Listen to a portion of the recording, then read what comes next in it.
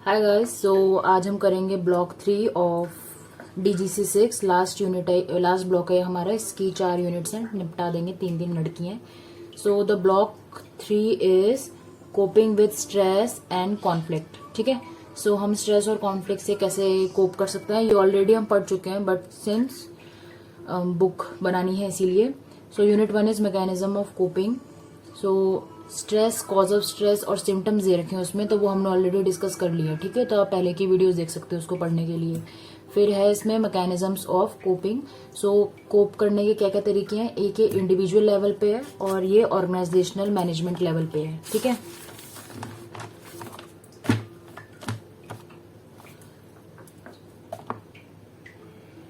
So individual level पे आप कैसे कोप कर सकते हो। सबसे पहले टाइम मैनेजमेंट। अगर आप टाइम मैनेज करके चल रहे हो अपना, अगर आपको पता है कि आपको किस टाइम पे कितने बजे कितना काम करना है, कितना आराम करना है, so the more you manage your time the less you will be stressed, क्योंकि आपका काम टाइम पे कंप्लीट हो जाएगा। ठीक है, देन फिजिकल मैनेजमेंट।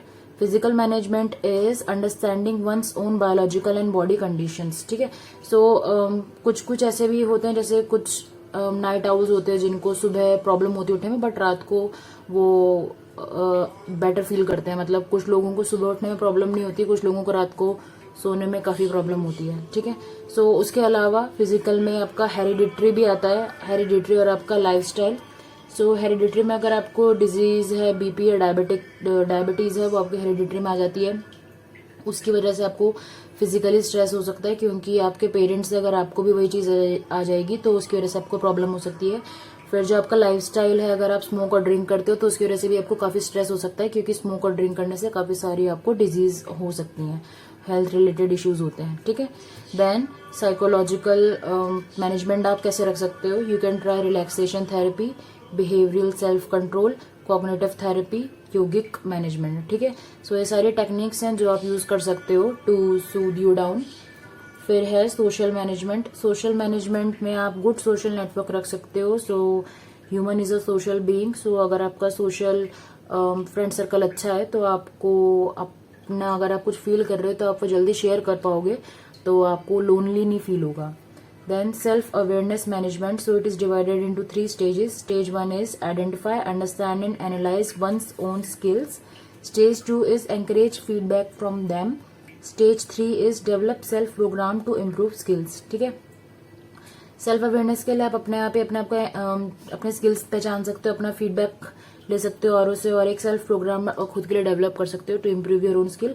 और आप किसी और से भी पूछ सकते हो अपने बारे में। मोस्टली लोग चाह के भी सच नहीं बोल पाते हैं। ठीक है, 6th is interpersonal management, understanding of others behaviour, thought process. ठीक है, सो दूसरों का ही, जिसमें इसमें आप सेल्फ में अपने लिए खुद के लिए कर रहे थे, इंटरपर्सनल में आप दूसरों के कर रहे हो। अगर यहाँ पे इंट्रा पर्सनल लिखा होता, आर के बाद में ए होता, तो वहां पे आप अपनी बात कर रहे होते हो। ठीक है, देन ऑर्गेनाइजेशनल मैनेजमेंट आप कैसे कर सकते हो। So selection and placement policy. आप एग्जाम्पल सेल्स, आपका जितना बेटर सेल्स उतना अच्छा तभी जाएगा अगर आपका कम्युनिकेशन अच्छा है, प्रॉपर रिक्रूटमेंट कर रहे हो आप, आपको पता है कि आपकी पॉलिसीज क्या है और आप झूठ नहीं बोल रहे हो। Second is goal setting, lack of proper perception. आपके पास में एक विजन होना चाहिए जिसको आपको अचीव करना है in due course of time.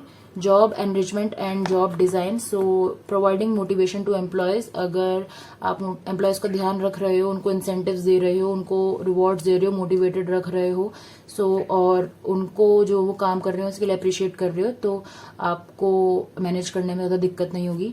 Role clarity, आपके पास में एक रोल होना चाहिए, आपका ओवरलैप नहीं करना चाहिए, रोल क्लैरिटी होनी चाहिए, कॉन्फ्लिक्ट नहीं होने चाहिए। अगर ये हो रहे होते हैं तो आपको स्ट्रेस होता है। ठीक है, सो मेन फोकस हमारा स्ट्रेस पे है कि स्ट्रेस कहाँ पे होता है। सो ऑर्गेनाइजेशनल में नेक्स्ट है communication and counselling. So if you are able to communicate with your team members and you are able to counsel them, तो उनके साथ में आपका कम्युनिकेशन गैप नहीं आता है। बट अगर आप उनके साथ में कम्युनिकेट नहीं कर रहे हो तो बैरियर्स हैं कम्युनिकेशन में, वो आपसे खुल के बात नहीं कह पा रहे कि उनको क्या प्रॉब्लम आ रही है। Formal communication creates a number of problems of interpersonal misunderstandings. So अगर वो आप गुड मॉर्निंग कर रहे हैं बट आप सिर्फ नॉन वर्बल बिहेवियर में उनको सर हिला के गुड मॉर्निंग कह रहे हो तो वो भी गलत होता है। अगर आपको कोई रिस्पेक्ट दे रहा है तो आपको भी उसको रिस्पेक्ट देनी चाहिए, नो मैटर हाउ सीनियर और how high authority you are. 6th is career planning and development. So career planning में आप एम्प्लॉय की एक्सपेक्टेशन अगर काफ़ी ज़्यादा है और रिजल्ट काफ़ी कम है तो आपको स्ट्रेस हो सकता है। सो एम्प्लॉय की अगर कोई करियर प्लान कर रहा है, एज ए स्टूडेंट भी अगर आप करियर देख रहे हो अपने लिए। 7th is democratic leadership. If for employees the stress is बहुत कम,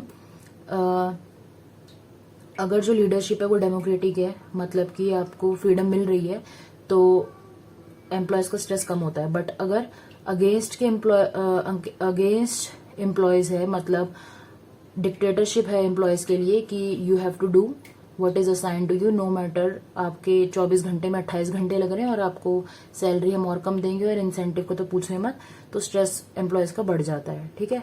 ऑर्गेनाइजेशनल क्लाइमेट, वहाँ पे फ्रीडम है या are they supportive, are they listening to you, और अगर आपको कोई प्रॉब्लम होती है तो वहाँ पे कोई आपको उसको सॉल्यूशन देता है।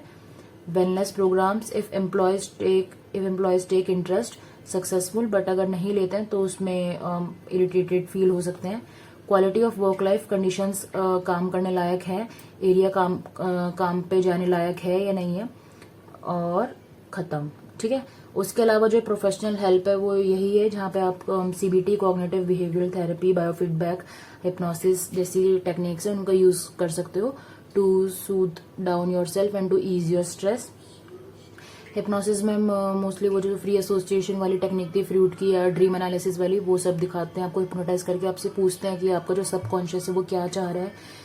बायोफीडबैक में आपका वो BP और हार्ट रेट वगैरह मॉनिटर करते हैं। कॉग्निटिव बिहेवियरल थेरेपी में आपका जो है कॉग्निटिव और आपका बिहेवियर, आपका जो फीलिंग्स हैं और आपका जो माइंड है, प्लस उसकी वजह से आपके एक्शन पे क्या इफेक्ट पड़ रहा है, जिसकी और आपका जो बिहेवियर है वो क्या रिजल्ट शो कर रहा है, उस पर फोकस होता है। ठीक है।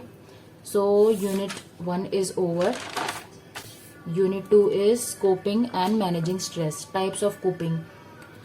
अभी हमने पढ़ा था कोप करना है कैसे कर सकते हो, अब हम पढ़ रहे हैं कितने तरह की होती है। सो 1 is positive appraisal, seeing a positive in a situation. ठीक है। सो कोप करने के अलग अलग तरीके होते हैं। सो कुछ लोगों को पॉजिटिविटी दिखती है, so it is positive appraisal. Then problem focused और approach coping, when efforts are directed at solving the problems. ठीक है। सो अगर आपका एक फोकस है कि आपको प्रॉब्लम सॉल्व करनी है, नो मैटर आपको उससे फील हो रहा है नहीं हो रहा है, आप बाकी एस्पेक्ट्स भूल जाते हैं, आपको सिर्फ एफर्ट्स डालने हैं प्रॉब्लम सॉल्व करने में। थर्ड इज इमोशन फोकस्ड और avoidant coping, it is directed at managing और reducing emotional distress, example having drink और ड्रग। ठीक है। सो ये इसके उल्टे होते हैं कि rather than solving the problem you try to take the escape वाला रोड, एस्केप मैकेनिज्म फॉलो करने की कोशिश करते हो। सो आप उसको ड्रिंक या ड्रग लेके भुलाने की कोशिश करते हो। And last is meaning focused coping. So meaning focused coping is searching for meaning in adversity. ठीक है। सो आप उसका मीनिंग सर्च करने की कोशिश करते हो कि इसकी सेंस क्या है, अगर मैं ये करूंगा तो इससे क्या होगा। उसके बाद पेज नंबर 111 से लेके 118 तक में science of stress coping prevention है, which is already done. So if you want to have a look, आप कर सकते हो, या तो आपने तब पढ़ लिया होगा तब पढ़ने की जरूरत नहीं, बट अगर अब पढ़ना है और तब नहीं पढ़ा तो भाई एक ना एक जगह तो पढ़ना ही पड़ेगा। ठीक है।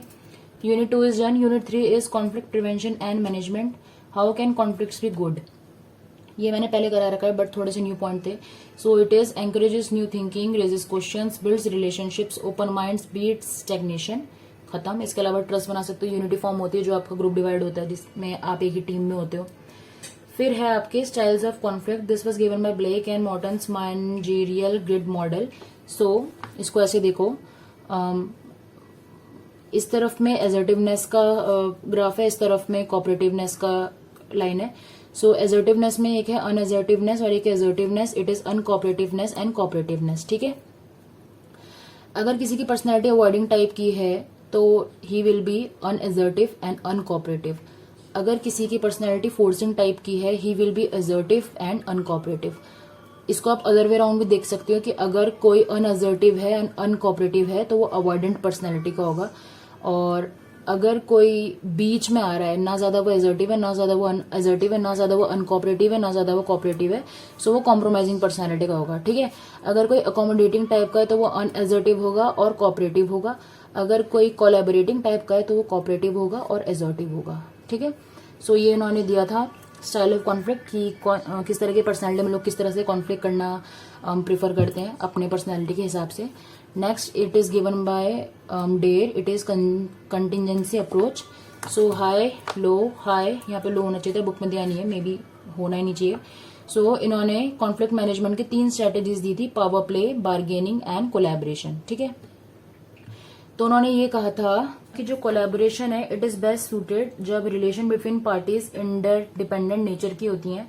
मतलब कि बिना किसी ज्यादा चिकचिकबाजी के अगर आप कोलैबोरेट कर रहे हो, मतलब ना ज्यादा तेरा ना ज्यादा मेरा, तो आप कोलैबोरेट करने के पक्ष में होते हो.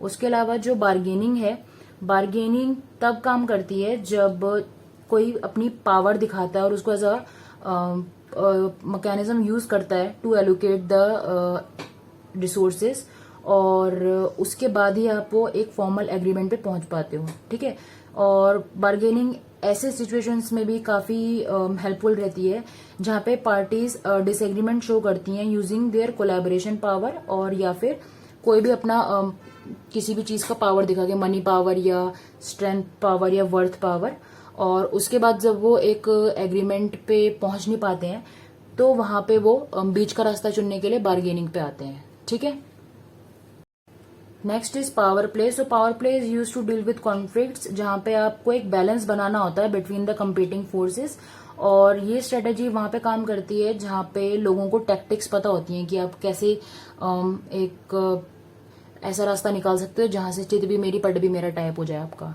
ठीक है, उसके अलावा जो नेगोशिएशन है, सो नेगोशिएशन तब काम आता है जब जो लोग हैं वो मैच्योर हैं. मतलब जैसे आप सब्जी लेने जा रहे हो तो मोस्टली जैसे मीम आता है कि बॉयज सब्जी नहीं ले पाते हैं. जैसे भैया बोलेंगे कि कितने के दिए, आलू ही कितने के दिए, तो अगर वो बोलेगा 100 तो वो 100 का नोट पकड़ा के आ जाएंगे. ठीक है, बट अगर आपका नेगोशिएशन पावर अच्छी है, जैसे कि मम्मियां होती हैं कि 100 मैं तो 10 दूंगी, सीधा ही वो अंधा रेट खत्म कर देते हैं उसका. मतलब सब्जी वाले पे तो नहीं, बट किसी भी कपड़े वाले पे कि 1200 नहीं मैं तो 600 दूंगी, सीधा वो हाफ रेट पे आ जाते हैं. सो अगर आपके नेगोशिएशन स्किल अच्छे हैं तो आप एक मैच्योर्ड कॉम्पिटिटर टाइप होते हो, और मे बी ये हमेशा डिजायरेबल नहीं होता है कॉन्फ्लिक्ट को रिजॉल्व करने के लिए, क्योंकि नेगोशिएशन से मोस्टली ऐसा हो सकता है कि जो अगली पार्टी है वो मना कर जाए. बट अगर आप काफी सही खेलते हो तो नेगोशिएशन काफी हेल्पफुल रहता है.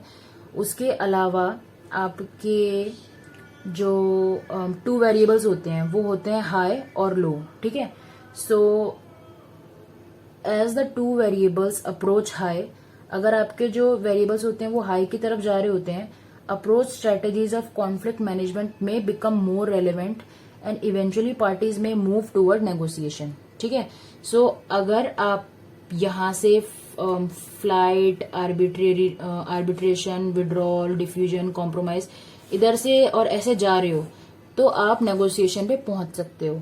लेकिन अगर इसका उल्टा आ रहा होता है तो आप यहाँ पे रेजिग्नेशन पे आ रहे होते हो. ठीक है, next is Pareek's approach and avoidance theory. So इन्होंने ये कहा था, सेम पहले जैसी ही है.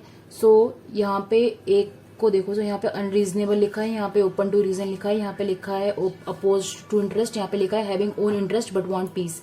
ये वाला अग्रेसिव नेचर का है एंड इसको पीस चाहिए, ये रीजन करने के लिए रेडी है, और इसके सारे लॉजिक्स अनरीजनेबल हैं. ठीक है, सो अवॉइडेंस अगर है आपका लड़ाई का मुद्दा या तरीका, तो आप अगर अनरीजनेबल हो और अग्रेसिव हो एंड अपोज टू इंटरेस्ट हो, सो रेजिग्नेशन की नौबत आएगी.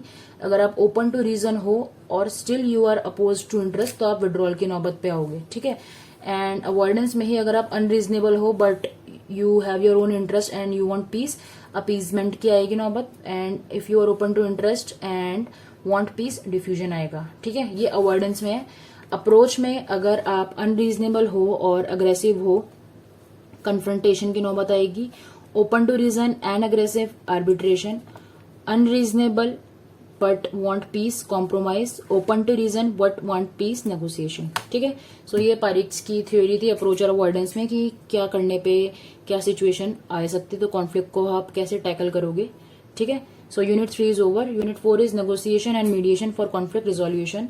सो नेगोशिएशन की स्ट्रेटेजीज दे रखी हैं which are don't take sides, act quickly, win win and understanding. ठीक है, सो अगर आप आपको नेगोशिएट करना है तो आपको कोई बीच का रास्ता चुनना होता है जो दोनों को हेल्प करे, जिनके बीच में भी लड़ाई हो रही है, कॉन्फ्लिक्ट हो रहा है, स्ट्रेस हो रहा है जिसकी वजह से। अगर ये वर्क प्लेस में नेगोशिएशन स्ट्रेटेजीज यूज करने क्या कर सकते हो, क्लैरिफिकेशन ऑफ गाइडलाइंस, वर्कलोड कम कर सकते हो, एम्प्लॉयज इनपुट को प्रेस कर सकते हो, उनको रिवॉर्ड दे सकते हो और इन्फॉर्मेशन एक्सचेंज कर सकते हो for better communication. How mediation helps, independence and impartiality आती है, इफेक्टिव कम्युनिकेशन रहता है, पॉजिटिव फोकस रहता है, लोगों का पॉजिटिव आउटलुक आता है टुवर्ड्स द ऑर्गेनाइजेशन। ठीक है। Types of mediation situation, so mediation की नौबत कब पड़ सकती है, अगर आपको कोई कॉन्फ्लिक्ट रिजॉल्व करना है, अगर किसी का कम्युनिकेशन के दौरान ब्रेकडाउन हो गया, या अगर किसी के पर्सनल स्टाइल्स में क्लैश है, अगर कोई अग्रेसिव नेचर का या फिर सेम ऐसा ही अवॉइडेंट नेचर का है, या उसको एजर्टिव नेचर का है, वो जो नहीं सुन रहा है अगले की बात, तो आप मीडिएशन पे आ सकते हो। कंप्लेंट्स अगर किसी की आ रही है बुलिंग और हरासमेंट की, तो मोस्टली अगर इसके बारे में आप एकदम से बात उछाल देते हो तो हो सकता है कि आपका पूरा कंपनी कोलैप्स कर जाए। सो आपको एक मीडिएशन देना पड़ता है कि ना आप कंपनी का नाम डूबने से बचाओ और जिसके साथ में कुछ भी हुआ है उसको पूरा आप मदद कर पाओ। फैसिलिटेटिंग एंड अपॉलॉजी के टाइम पे मीडिएशन काम आता है। Rebuilding team work and trust के टाइम पे मीडिएशन काम आता है। ठीक है। तो इसका प्रोसेस क्या होता है, सबसे पहले एक ब्रीफिंग होती है कि असल प्रॉब्लम हुई क्या है। उसके पहले एक प्री मीडिएशन मीटिंग रख सकते हो आप, जिसमें आपको थोड़ा सा ग्लिम्स मिल जाएगा किस चीज के बारे में बात होने वाली, ताकि आपका एक माइंडसेट रहे और आप जो दो टीम है उनका अलग अलग सेशन ले सकते हो। थर्ड में आप उनका ज्वाइंट मीडिएशन सेशन ले सकते हो। आपको पता लग जाएगा कि किस टीम ने पीछे क्या बोला और अलग से सामने आके वो क्या बोल रहे हैं। आउटकम उसके बाद आप दोनों का पॉइंट सुनने के बाद उसके आप आउटकम डिसाइड कर सकते हो।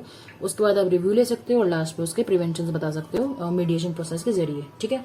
So your unit 4 is over और इसी के साथ ही आपका DGC 6 भी ओवर होता है। नेक्स्ट वीडियो में हम करेंगे DGC 5। बाय।